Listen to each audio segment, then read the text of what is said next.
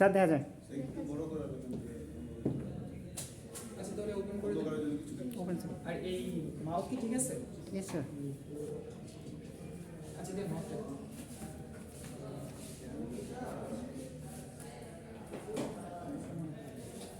Open আছে তো? জি sir. চলবে? প্রোডাক্টে আরেকটা প্রোডাক্ট কি ছিল? প্রোডাক্ট আমি একটাই কি বাকি জিনিসটা আপনি দেন। আপনার জিনিসটা আপনার ক্ষেত্রে যত হবে তত বিষয়টা অথেন্টিক হবে। আরেকটা বিষয় হলো মানে প্রত্যেকটা বিষয় দেখবেন যেন মিল না পাওয়া যায়। যেমন অ্যাসাইনমেন্টে অনেক সময় দেখা যায় যে হুবহু একটা অঙ্ক করে দেওয়া আছে সেটাই অ্যাসাইনমেন্ট। আসলে অ্যাসাইনমেন্টের বিষয়টা হচ্ছে আপনাকে যত বেশি কি করতে পারে যে আপনার ভাবনার চিন্তার পরিধিটা যত বেশি বাড়াইতে পারে। এটা হচ্ছে বড় বিষয়। বুঝছেন? দেখবেন উন্নত দেশগুলোতে যেমন আমাদের দেশে মুখস্থ করে এইটা কিন্তু মানে ইউনিভার্সিটিতে মুখস্থ পরিমাণটা খুব কম করে। যেমন মনে করেন করোনা ভাইরাসের সময় যে দেশগুলো আপনার ভ্যাকসিনেশন করছে ওখানে দেখবেন যে মুখস্থ পরিমাণ যেটা বইতে অলরেডি এক্সিস্টিং আছে এইটা মুখস্থ করে খুব একটা বেশি ফায়দা নাই। আপনি মনে করেন যেটা পাচ্ছেন এটা ছাড়া বাড়তি কোনটা আপনার দরকার এইটা বের করাটা হচ্ছে সবচেয়ে বড় বিষয় ইউনিভার্সিটি। তো আপনি সেইখান থেকে আমি মনে করতেছি যে এই বিষয়টা যদি আপনারা করেন আপনারা এই বিষয় সম্পর্কে আরো বিষয়টা ভালো জানতে পারবেন। আরেকটা বিষয় হলো বাজেট ঘোষণা হয় না জুলাই টু জুন, বাজেটের বিষয়টা একটু চোখ বোলাবেন তাহলে দেখবেন ওখান থেকে অনেক আইটেমের বিষয় আপনারা ভালোভাবে বুঝতে পারবেন। ওইখান থেকে দেখে দেখে আইটেম সিলেক্ট করতে পারবেন তাহলে আপনাদের জন্য অনেক বেশি সহজ হবে। অনলাইনে সার্চ দেবেন বাংলাদেশ অর্থনৈতিক রিভিউ 2022 না 2021 20 এগুলো সার্চ দিলে দেখবেন ওখানে হাজার হাজার প্রোডাক্টের নাম চলে আসছে। ওখান থেকে আপনার পছন্দসই 20টা প্রোডাক্ট তুলে নেবেন। ওকে, এরপরে আমরা আসি হচ্ছে সার্ভিস। সার্ভিসের ভেতর আমরা কি দিতে পারি? ইলেকট্রিসিটি দিতে পারি না? ইলেকট্রিসিটি তো এক নাম্বার সার্ভিসের ভিতরে পড়ে। ওয়াটার ইলেকট্রিসিটির ইউনিট কত ছিল বলতে পারেন 2015 সালে? 3 টাকা না? 2 টাকা সামথিং স্যার, 2 টাকা 75। এখন কত করে? এখন তো স্যার 4.5 টাকা। আমি এখন এটা জানি না, ওরকমই ছিল। তো আমরা হয়তো ইলেকট্রিসিটি তখন ধরলাম হচ্ছে 2.5 টাকা করে। ঠিক আছে, এটা কিন্তু হচ্ছে কি রেসিডেন্সিয়াল এরিয়া এবং হচ্ছে কমার্শিয়াল এরিয়া এই দুটোর জন্য কিন্তু রেট আলাদা। যেমন রেসিডেন্সিয়াল এরিয়া যদি রেট হয় 2 তাহলে কমার্শিয়াল এরিয়ার রেট হয় মিনিমাম তার চেয়ে 3 গুণ বেশি। ঠিক আছে, যেমন আপনারা এখানে যে ইলেকট্রিসিটিটা ব্যবহার করেন না এটা কিন্তু পার ইউনিট কস্ট বেশি কমার্শিয়াল এরিয়া। আবার এখানে যদি মনে করেন একটা মানে হাউজিং এরিয়া থাকে যেটা রেসিডেন্সিয়াল তাহলে কিন্তু ওর আবার ইউনিট আলাদা। ঠিক আছে, এখানে যে পানিটা ব্যবহার করেন আপনারা এই পানিটাও কিন্তু কমার্শিয়াল রেটে ব্যবহার করেন। ঠিক আছে, যেমন রেসিডেন্সিয়াল এরিয়ায় কিন্তু আপনার পানি সারাদিন ফিল্টার ছিলার কোনো সমস্যা নেই, বাট এখানে কিন্তু পানির ওই বিষয়টাও আপনার কমার্শিয়াল ইউজেজে আসে। তো আমরা এখানে 2016 সালে আপনার পার ইউনিট কস্ট দেখলাম, পার ইউনিট লিখে দিই, এটা হচ্ছে এটা। আর এখন আমরা দিই কত? আমরা 5 টাকা দিয়ে দিই, 5 টাকা। এবার ইউনিট ধরার ক্ষেত্রে একটা বিষয় জটিলতা আছে যে যেটা আসলে আমরা কোয়ান্টিটি ধরি। যেমন তেল কেজিতে বিক্রি হয় না, তাহলে আমরা যখন এরকম কোনো তরল পদার্থ ধরবো তখন আমরা সেটা কেজিতে ধরবো। ঠিক আছে, কিলোগ্রাম। এখন বিষয় হচ্ছে যদি কিছু জিনিস আছে সেটা আবার কিন্তু পিস হিসেবে বিক্রি হয়। যদি পিস হিসেবে বিক্রি হয় তাহলে সেটা আমরা 1 পিস ধরবো। ঠিক আছে, যদি আলুর কথা ধরেন আলু কি কেজিতে বিক্রি হয় না, তাহলে আলু কত হিসাবে ধরবেন? 1 কেজি ধরবেন। আপনি যদি এখন কোনো বল পেনের কথা বলেন তাহলে বল পেন কি কেজিতে বিক্রি হয় না পিস হিসেবে? তাহলে আপনি 1 পিস বল পেন। স্যার ডিমের ক্ষেত্রে তাহলে 1 পিস। কোনটা? ডিম। হ্যাঁ, ডিম তো আপনি 1 পিস কিনতে পারবেন, আবার 10 পিস কিনতে পারবেন। পিস যদি কেনা যায় তাহলে সেটা পিসই হয়। ঠিক আছে Sir, আচ্ছা, in the last line, under the 200 is 400 or 600? 5.00 Akbar Ali, Yes, sir. you have missed the first section of this class. Okay, after this class come to me, I will clear all this.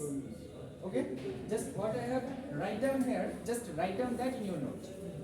Okay, আচ্ছা হয়েছে এই পর্যন্ত? জি sir. এইবার একটু আপনাদের আগে লেখা বাকি আছে।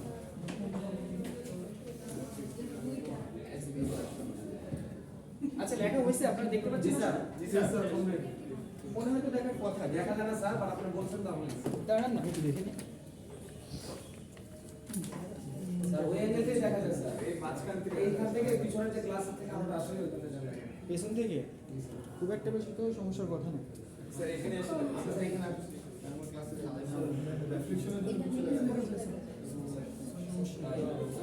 আপনাদের ওখান থেকে দেখা যায় না? না স্যার এখানে আসুন। জি স্যার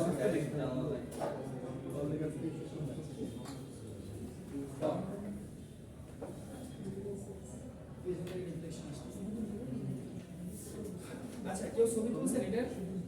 তুলবো স্যার। একদিন ছবি তুলেন আপনাদের ওই পার্সোনাল গ্রুপ আছে না আপনাদের টেলিভিশন গ্রুপে পোস্ট করে দিলাম। এইটুকু ছবি তুলছেন কেউ? জি স্যার। যে কোনো একজন তুলুন, তুলে আপনাদের যে টেলিভিশন গ্রুপ আছে পার্সোনাল গ্রুপ মানে স্টুডেন্টের গ্রুপ আছে ওখানে পোস্ট করে দিন।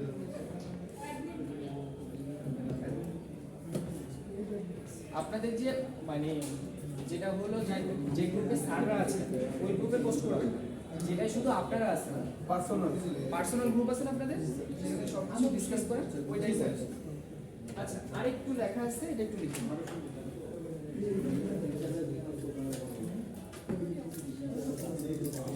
এই জাকি এই কার্ডটা একটু করে দেন।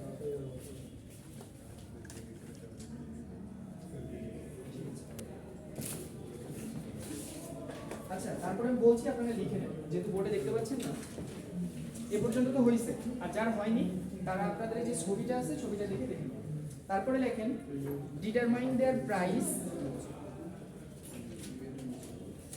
Determine the CPI. সিপিআই করেছিলাম আমরা মনে আছে? জি sir cost per consumer price index, তাই না? ওইটা ডিটারমাইন দেয়ার বা CPI in 2016 and in 2021. Determine আচ্ছা দেয়ার না এখানে বি হবে। Determine the CPI in 2016 and in 2021. হয়েছে? 2016 and In 2021. And in 2021. Okay আচ্ছা তারপর now calculate the inflation rate, now calculate the inflation rate for 2021. Now calculate the inflation rate for 2021.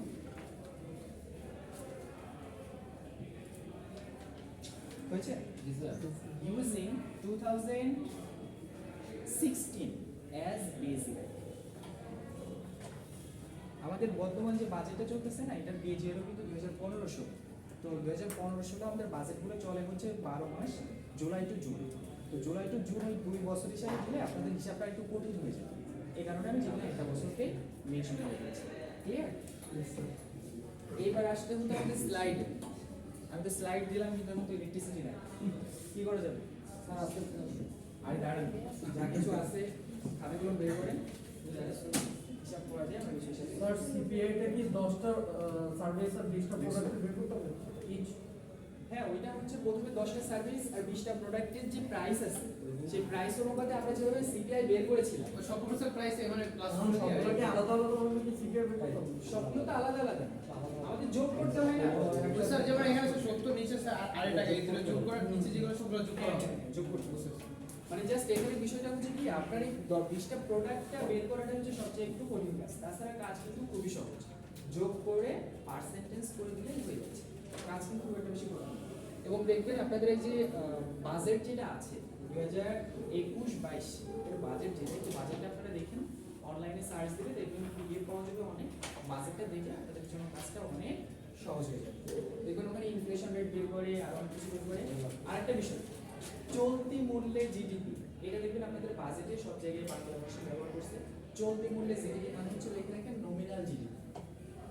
চলতি মূল্যে GDP মানে আমরা নমিনাল জিডিপি আর real GDP বের করছিলাম না? জি স্যার চলতি মূল্যে জিডিপি মানে হলো নমিনাল জিডিপি। আপনারা যখন বাজেটে দেখবেন দেখবেন সব জায়গায় জিডিপি দুইটা দেওয়া, একটা চলতি জিডিপি আর একটা হলো স্থির মূল্যে জিডিপি। ওটা স্যার রিয়েল স্থির মূল্য এটা স্থির মূল্যটা হচ্ছে রিয়েল। চলতি মূল্যে জিডিপি মানে হলো নমিনাল জিডিপি এবং স্থির মূল্যে জিডিপি মানে হলো রিয়েল জিডিপি।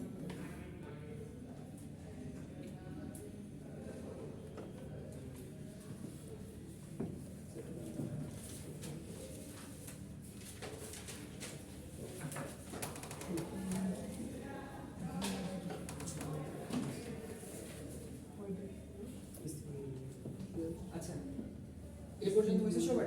জি স্যার, জি স্যার। ক্লিয়ার? এবার আপনাদের একটা টেকনিক ছিল, আপনারা ওয়ার্কশিট করছেন? জি স্যার।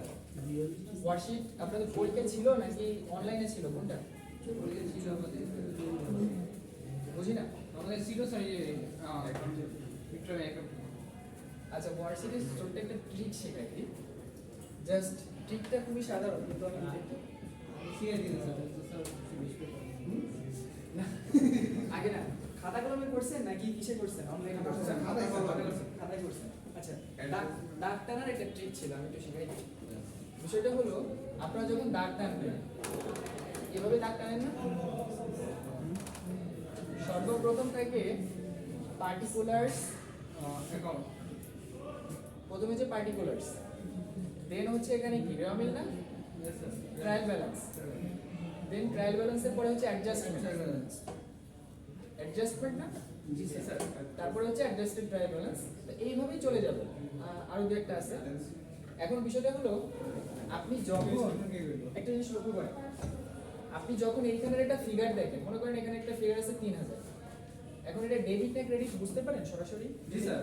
কিভাবে বুঝতে পারেন? ডেবিট স্যার, জি স্যার। মানে এই উপরে ডেবিট ক্রেডিট থাকে। জি স্যার। তার মানে এইখানে ধরে কিন্তু আপনার উপর পর্যন্ত যাইতে হয়, হ্যাঁ। কিন্তু এইখানে যে কোনো একটা জিনিস আপনার উপর দেখা লাগবে না, এখানে দেখলেই বুঝতে পারবেন। এটা বুঝতে পারেন? মনে করেন উপরে ডেবিট ক্রেডিট কিছুই দেখার দরকার নেই, মনে করেন এইখানে একটা ফিগার আছে হচ্ছে 40 টাকা, এখন এই 40 টাকাটা আপনার উপরে কিছু না দেখে বুঝতে পারবেন যে এটা ডেবিট নাকি ক্রেডিট। এটা বুঝতে পারেন? জি স্যার, জি স্যার। কিভাবে বুঝতে পারেন? ডান দিকে, ডান দিকে। আপনি মনে করেন মাঝখানে, মনে করেন এখানে একটা ওই figure আছে। Bracket sir. ব্র্যাকেট। ব্র্যাকেট তো সবগুলো একটা ব্র্যাকেট। আপনার এখানে এখানে মনে করেন 1000 টাকা আছে, এখন এটা ডেবিট পাশে না ক্রেডিট পাশে, এটা কিভাবে বুঝবো? স্যার যখন আমরা মানে একটা কলামে লিখি তখন তো স্যার যেটা মানে ডেবিটেডটা সেটা মানে যেটা প্লাস সেটা আমরা মানে শুধু ডাইরেক্ট লিখি, যেটা যদি ক্রেডিট সাইডটা হয় সেটা আমরা ব্র্যাকেট দিয়ে লিখি, সেটা আমরা বুঝতে পারি যে এটা অল্টার মানে ক্রেডিট সাইড হলেই ব্র্যাকেট দিয়ে লেখেন না। তাহলে আমার প্রশ্নটা কি বলছে? অপোজিট হলে স্যার। প্রশ্নটা কি বলছে? আমি বলি এইখানে যে কোনো একটা ঘরে আপনার একটা ফিগার আছে না, মনে করেন এইখানে তো অনেকগুলো ঘর ওয়ার্কশিটে, এই 1000 টাকা কি ডেবিট সাইডে আছে নাকি ক্রেডিট সাইডে আছে, এটা কিভাবে বুঝবেন? এটা হচ্ছে আমার প্রশ্ন। সাপোজ মনে করেন এখানে যেটা আছে, আমাদের তো বারবার উপরে তাকাতে হচ্ছে, তাই না? এখানে একটা ট্রিক হচ্ছে, একটু লক্ষ্য করেন, রেডি সবাই? ওকে, এইখানে দুইটা দাগ কাটবে হালকা করে, খুব কাছাকাছি, এইখানেও দুইটা দাগ কাটবে, তাহলে এই 1000 টাকার পাশে যদি দুই দাগ থাকে তাহলে এটা ক্রেডিট পাশে আছে, বুঝতে পারছেন? ঠিক এই 40 টাকার পাশে যখন দুই দাগ আছে তখন এটা কোন পাশে আছে? 3000 এর কোন পাশে দুই দাগ? বাম পাশে না? তাহলে এটা ডেবিট পাশে আছে, বুঝতে পারছেন? মানে কি স্যার মানে অ্যামাউন্টটা কি হেলানো থাকবে ওদিকে? আপনারা কেউ কি বুঝছেন? জি স্যার, বুঝছেন? দুইটার সামনে থাকে ডেবিট, পিছনে থাকে ক্রেডিট। মানে আমরা তো এই আগে শুধু একটা দাগ কাটতাম, হ্যাঁ। এখন প্রত্যেকটা ঘরকে দুই দাগে ডিভাইড করছি, তার মানে আমরা বুঝতে পারতেছি যে ঘরের প্রথমটাই পড়লে ডেবিটটা, পরেরটাই পড়লে ক্রেডিট। আচ্ছা বুঝছেন বিষয়টা? এইটা কেন করি আমি বলি, আমি যখন স্টুডেন্ট ছিলাম আমাদের ওয়ার্কশিট করতে গেলে এটা অনেক বেশি সমস্যা হইতো, কারণ ফিগার বসাইতে কোথায় ফিগারটা বসাচ্ছি আমি কোনটা করছি স্যার মানে ডেবিটটা ক্রেডিটে লেখা দিছি। মনে করেন আপনার এখান থেকে একটা ফিগার নিয়ে এখানে বসাইতে হবে, এখন ডেবিট না ক্রেডিট এখানে একটু খুঁজে পাওয়া কিন্তু একটু কঠিন হয়ে যায়, কিন্তু আপনার যদি ডাবল দাগ কাটা থাকে না আপনি কিন্তু খুব সহজেই কিন্তু ঘর গুনে ওইখানে চলে যেতে পারছেন। এবং একটা ঘর যখন আপনি দেখবেন এখানে দুইটা ঘর আছে না, তখন কিন্তু সহজে বুঝতে পারেন যে কোনটা ডেবিট আর কোনটা ক্রেডিট। ডাক্তার বোর্ড করে দিলে বোঝা গেছে? এটা আরেকটা হলো আপনারা তো ফিনান্সিয়াল স্টেটমেন্ট করেছেন না সবাই? স্যার ফিনান্সিয়াল স্টেটমেন্ট বলে ফাইনালে আছে, কিন্তু এখানে কইনি। ফাইনালে আছে না? জি স্যার। ফিনান্সিয়াল স্টেটমেন্ট আপনারা কিভাবে করতেন? এক একটা পার্ট ধরে ধরে করতেন? হ্যাঁ করতেন কিভাবে? ফিনান্সিয়াল স্টেটমেন্ট মানে হচ্ছে ফাইনাল অ্যাকাউন্ট। স্যার একটা পার্ট আলাদা আলাদা আলাদা। আলাদা আলাদা আলাদা করতেন।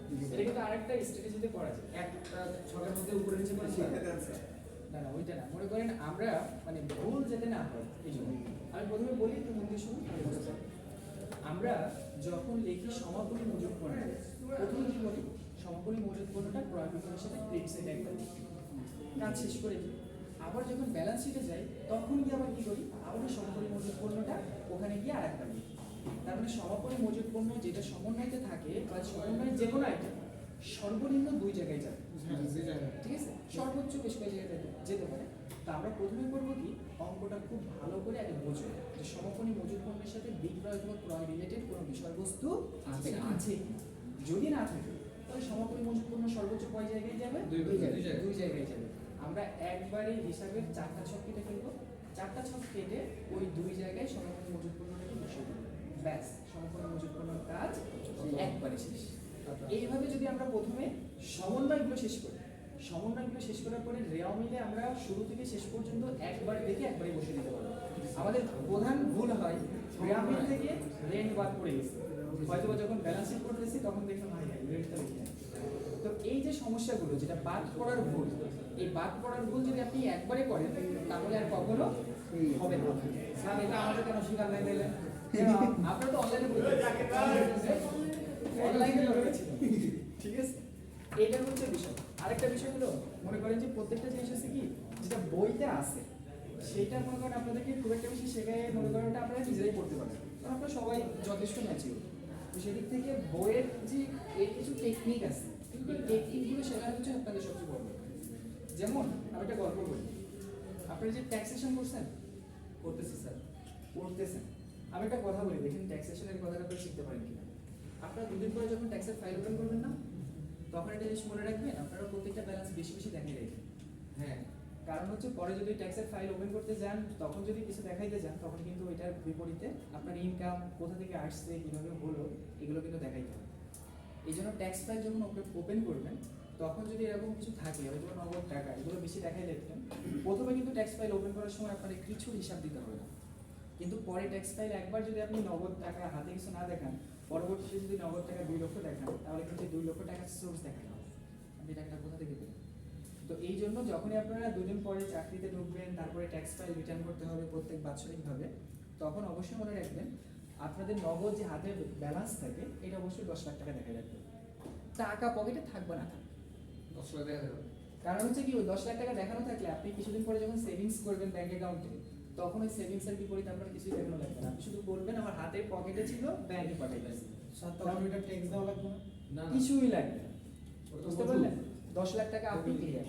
কিন্তু যদি আপনি কি করেন এই 10 লাখ টাকা সময় না দেখান তাহলে কিন্তু ধরা খেয়ে যাবে, ব্যাংকে 2 টাকা রাখলে বলবে এই কোথায় পাইলে 2 টাকা, বুঝতে পারেন? কিন্তু এই 10 লাখ টাকা যদি প্রথমে আপনি ক্যাশ হিসেবে দেখে দেখান তাহলে ব্যাংকে 10 লাখ টাকা পর্যন্ত জমা পর্যন্ত আপনি কি করতে পারবেন, ওই যে ব্যালেন্স ছিল ওই ব্যালেন্সকে কনভার্ট করে বলবেন আমার হাতে নগদ ছিল এখন ব্যাংকে জমা ছিল। 10 টাকা বেশি দেখান যাবে? আপনার মিনিমাম ফিগার 10 লাখের বেশি দেখালে একটু বিষয়টা অড হয়ে যায়, কোশ্চেন মানে এটা কোশ্চেন রেজ করে। কিন্তু 10 লাখ টাকা একটা মিনিমাম অপটিমাম অ্যামাউন্ট, আপনি that can be used as your security. 10 lakh টাকা যে কোনো সিকিউরিটি হিসেবে যথেষ্ট ভালো, ঠিক আছে? এরকম করে আপনি মনে করেন একটা ট্রিক এটা আপনি ইউজ করতে পারেন। আরেকটা বিষয় হচ্ছে ট্যাক্সেশনে যেমন দেখবেন যে ট্যাক্স আপনারা যখন ফাইল রিটার্ন করেন তখন ফাইলটা সবসময় নিজেরা রিটার্ন করার চেষ্টা করবেন। দেখবেন অনেকে কিন্তু অনেকে দিয়ে ফাইলগুলো রিটার্ন করে, এটা কিন্তু আপনাদের সমস্যা হবে। আপনারা সবসময় চেষ্টা করবেন ট্যাক্স ফাইলটা সম্পূর্ণ নিজে দেখে সেইভাবে ওইটা হচ্ছে রিটার্ন সাবমিট করার। আর যদি তারপরে কারো কোনো সমস্যা থাকে, কোনো টিচাররা যদি থাকে যে কোনো স্যারকে বললে দেখবেন আমি সহজেই সেসব জিনিস সলভ করে দিতে পারি, এটা নিয়ে কোনো সমস্যা নেই, ঠিক আছে? আরেকটা বিষয় হলো এবার চাকরি বাজারে কিছু বিষয় বলি, মানে আজকে তো ক্লাসের প্রিপারেশন নিয়ে এসেছিলাম, আপনাদের হয়তো একটা ক্লাস শেষ করতে পারতাম, বাট বিদ্যুৎগুলো যে কারণে আমি সম্ভব হচ্ছে না। আপনাদের গরম লাগতেছে, গরম লাগতেছে স্যার। আমরা আমার চুচু হয়েছে। সমস্যা নেই, কষ্ট না বলে আরে বেটা মনের গামই বড় গাম। আচ্ছা ওগুলো আর বলি আমার টানতে যাচ্ছে।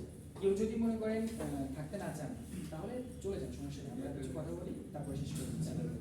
আরেকটা বিষয় হলো আপনারা এই মানে এখান থেকে পড়াশোনা করে কে কোন দিকে যাবেন, মানে জব মার্কেটে যাবেন নাকি অন্য কোনো দিকে যাবেন, মানে উদ্যোগ নেওয়ার ইচ্ছা আছে?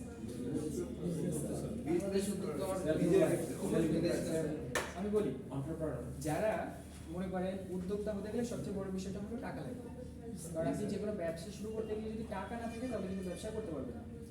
আর টাকা যদি মনে করেন বাবার জমি বিক্রি করে টাকা নিয়ে আসেন তাহলে কিন্তু টাকার ওজন বুঝবেন না। টাকার ওজন বুঝতে পারেন? মানে আসলে 1 টাকার যে আসলে কতটা ভারী এটা আপনি যখন 1 টাকা অর্জন করবেন নিজ ক্ষমতা দিয়ে তখন বুঝতে পারবেন যেমন টাকার ওজন। বুঝি স্যার। সুতরাং আপনি যখন মনে করেন যে এখান থেকে বেরোবেন, টার্গেট রাখবেন যে এখানে বেরোনোর 6 মাসের ভিতরে একটা জব জোগাড় করতে পারেন। ওই জব থেকে আপনি কিছু করবেন কি, যে ওই জব থেকে হয়তো বা 1 বছর কি 2 বছরের ভিতরে কিছু টাকা জোগাড় করবেন, তারপরে মনে করেন হয়তো বা কিছু শুরু করবেন। ঠিক আছে? মনে করেন এরকম অনেক কিছু আছে যারা হচ্ছে হয়তো বা প্রথম 2-1 বছর 3 বছর জব করছেন, তারপরে কিন্তু বড় বিজনেস দিচ্ছেন। এই যে ইউনিভার্সিটির যারা চালান সুহান স্যার, এরাও কিন্তু এরকমভাবেই ছিলেন। ঠিক আছে? এরকম করে তারপরে আল্লাহ যে কোনো জায়গায় যদি রহমত দেন, তারপরে হচ্ছে প্রত্যেকটা বিষয় হচ্ছে কি বাড়তে থাকে। তো সেরকম বিষয়ে চেষ্টা করতে গেলে মনে করেন আপনাকে নিজের টাকায় যদি আপনি ব্যবসা করেন, তাহলে বুঝবেন যে আসলে টাকাটা কীভাবে আসে আর কীভাবে ব্যয় করতে হয়। আর যদি আপনি অন্য হঠাৎ করে যে কোনো টাকা যে কোনো সোর্স থেকে পেয়ে গেলেন, আর ওটা হঠাৎ করে যে কোনো সোর্সে আবার ধরা খেয়ে যাবে। ঠিক আছে? তো এরকম করে এটা করেন। আরেকটা বিষয় হলো যেটা প্র্যাকটিক্যাল আমি বলি, আপনাদের জব মার্কেটে বর্তমানে যে সিলেবাস আছে আর আমাদের একাডেমিক যে সিলেবাস আছে, দুইটা কিন্তু আলাদা। যেমন এখান থেকে বেরিয়ে আপনাদের কিন্তু জব মার্কেটের জন্য পুরো আবার মিনিমাম 6 থেকে 1 বছর পড়াশোনা করতে হবে। তো এই জন্য বলতেছি, কারো যদি চাকরি পাওয়ার ইচ্ছা থাকে যে এখানে যেদিন আপনার কি হলো পড়াশোনা শেষ হলো তার 1 মাসের মধ্যে চাকরি পাবে, তাহলে এখন থেকে চাকরির পড়াশোনা শুরু করে দেবে। চাকরির পড়াশোনার জন্য যে সিলেবাসগুলো আছে, ব্যাংকের জন্য, ব্যাংকের চাকরি পাওয়া একটু দ্রুত হয়। আপনি মনে করেন যে ব্যাংকের চাকরি এখান থেকে বিবি শেষ করার পরে যদি মনে করেন এমবিএ পড়া অবস্থায় চাকরি পেতে চান, সেটাও সম্ভব। দেখা যাচ্ছে সব মিলাই সার্কুলার প্লাস নিয়োগ পর্যন্ত 1 থেকে 1.5 বছরের ভিতরে হয়ে যায় সর্বোচ্চ, এর চেয়ে কম সময়ের ভিতরেও হয়। তো ব্যাংকের যে নিয়োগ প্রক্রিয়া এটা কিন্তু মোটামুটি ছোট, বাংলা থেকে ইংরেজি থাকে, সাধারণ জ্ঞান থাকে, আর কম্পিউটার বর্তমান রিসেন্টলি অ্যাড করছে। তো এই যে টপিকসগুলো আছে, এই টপিকসগুলো রিলেটেড পড়াশোনাটা একটু দ্রুত করতে থাকেন, তাহলে এখান থেকে বেরোনোর সাথে সাথে আপনার যে কোনো জব পেয়ে যাবেন। ঠিক আছে? আমাদের আজকের ক্লাস ছিল হলো আমরা সেকেন্ড চ্যাপ্টার যেটা শেষ করছিলাম, আমাদের সেকেন্ড চ্যাপ্টারের কিছু অংশ আমাদের ফাইনালের জন্য পড়তে হবে। আমি সেকেন্ড চ্যাপ্টারের যে যে অংশগুলো ফাইনালের জন্য পড়তে হবে সেগুলো ক্লাসে দেখিয়ে দিতে চেয়েছিলাম। তো আজকে তো সম্ভব হলো না, আমাদের শনিবারে যে ক্লাসটা আছে শনিবারের ক্লাসে দেখিয়ে দিব। তারপরে আমাদের যে থার্ড চ্যাপ্টার আছে আমরা থার্ড চ্যাপ্টারটা শুরু করবো। আর থার্ড চ্যাপ্টারের শীটটা আমি আপনাদের গ্রুপে দিয়ে দিচ্ছি, ততক্ষণ পর্যন্ত একটু চোখ রাখবেন। ঠিক আছে? ঠিক আছে? আর দ্বিতীয় সাবজেক্টটা একটু দিয়ে দিন। মানে যেটা স্যার বাকি আছে স্যার, দ্বিতীয় তৃতীয়টা একসাথে আমি বলেছি আপনারা স্যার আমরা যাবো আমি যাই তারপর না অ্যাটেন্ডেন্স নিচ্ছি। আজকে আমরা টপ করব। আচ্ছা একটা কলম দিতে